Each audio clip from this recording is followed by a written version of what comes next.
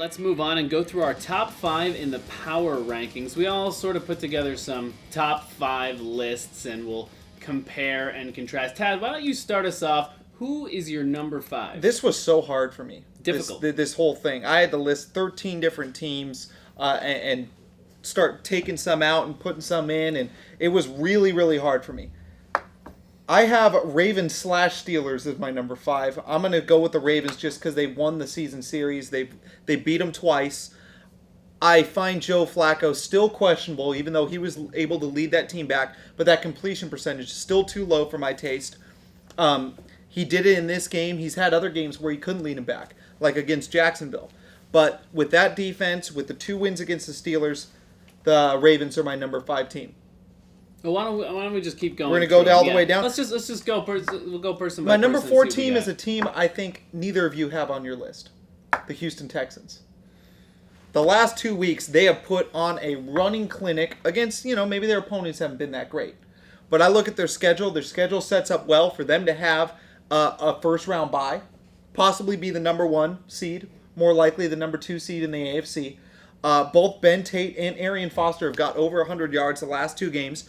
Matt Schaub doesn't even need to do anything, and this is all without Andre Johnson. Right. They're going to bring back Andre Johnson. They got the best run-blocking line in football, and they're getting it done defensively. Houston Texans are my number 4. My next 3, all NFC teams.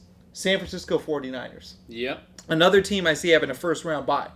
They're doing just enough to win. Frank Gore has been amazing. Their defense is incredible. They're one of the top defenses in the NFL. They're doing exactly what they have to do to win. David Akers is making field goals for them, and Lee, their punter, Andy Lee, is the best punter in football, has been for the last couple years. And when your team's built like this, with the running game, with a quarterback not making mistakes, and with their defense, field position is the name of the game. Their punter gives them that. New York Giants.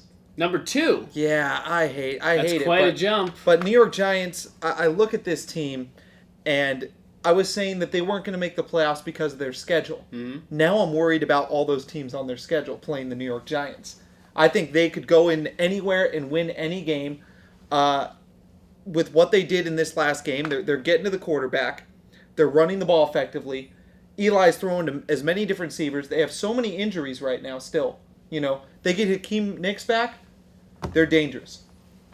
Now those could be interchangeable with a lot of the teams down below them, because from 2 to 13, they're going to switch from week to week. Number 1, Green Bay Packers.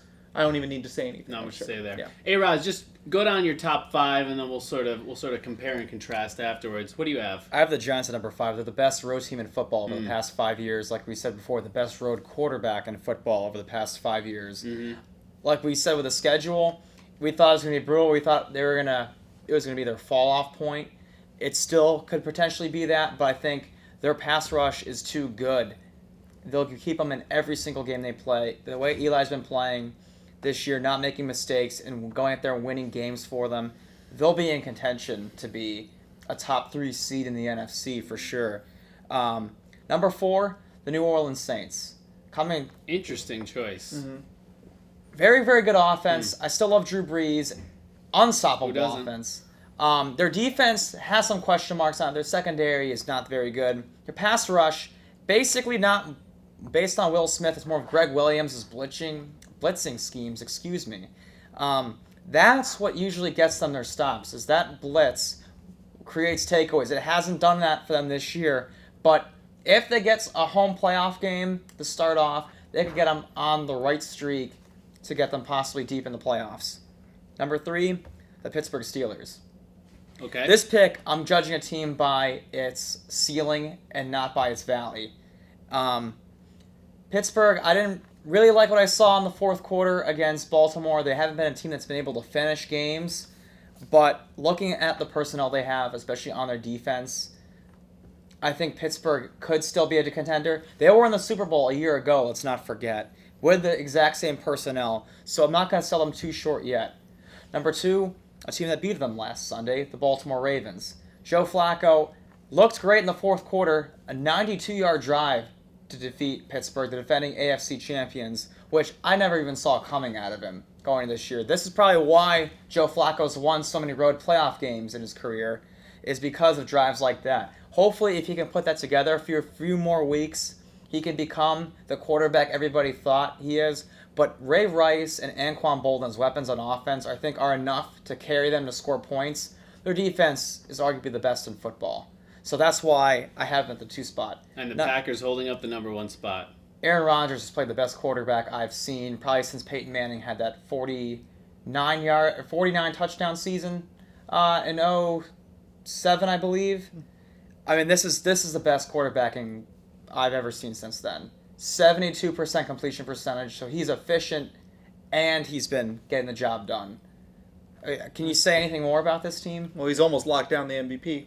Oh, yeah. You know, at the halfway mark. Yeah, at the halfway mark. My quick rundown is I got Giants at 5, 49ers at 4, Steelers at 3, Ravens at 2, and the Packers at number 1. Now we'll just throw out basic discussion questions where we had some differences here. A-Roz, why'd you leave the Texans out? Where do you think they're I have the Texans at number 6 because... So they're just on the outside looking They're in. just because, this is the Houston Texans we're still talking about. They have not made the playoffs in their franchise's history. I will give them credit for this. Wade Phillips has transformed that defense around. They are a legit defense that can stop people. My concerns are actually at quarterback with Matt Schaub. Can he actually do any damage in the postseason? Mm-hmm. And also their one big downfield threat, Andre Johnson's coming off an injury. He'll be back after Thanksgiving is what I'm hearing from Peter King. Will he be back in full strength and ready to go? Aaron Foster is great. Their running game offensive line has been terrific. But when you have teams in the postseason, they'll be gearing up to stop the run when you're facing the cream of the crop defensive-wise. Can they be able to get it done when the games matter most?